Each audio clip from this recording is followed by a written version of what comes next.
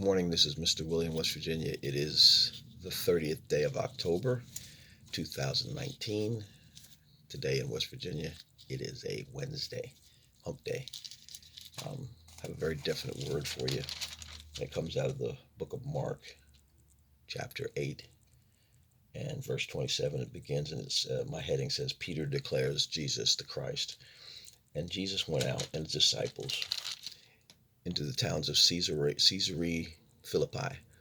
And by the way, he asked his disciples, saying unto them, Whom do men say that I am? And they answered, John the Baptist, but some say Elias, and others one of the prophets. And he said unto them, But whom say ye that I am? And Peter answered and said, Thou art the Christ. And he charged them that they should tell no man of him. Um, uh, I'm going to probably go back to using a word that I've been using for some time here lately, and that's culture.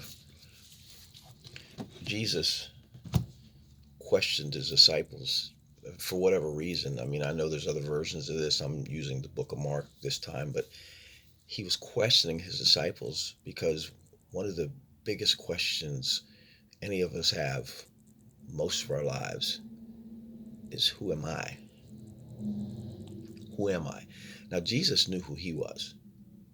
There was no identity crisis with Jesus, but we have identity crises all the time. We're constantly questioning who we are, what our value is, do we matter, does anybody care, does anyone really know me, does anyone really want to know me? And those thoughts go through our mind, and we're constantly either working them through or trying to prove whatever it is the question is in our heads. Jesus had no question. He had no problem with who he was. He wanted to know what the culture was telling them who he was. And he knew that Peter got it, because they said, well, some people are saying you're this person and you're that person, because they believed in reincarnation. They believed in people coming back, and so they weren't sure. They were hearing people say that Jesus was all kinds of people.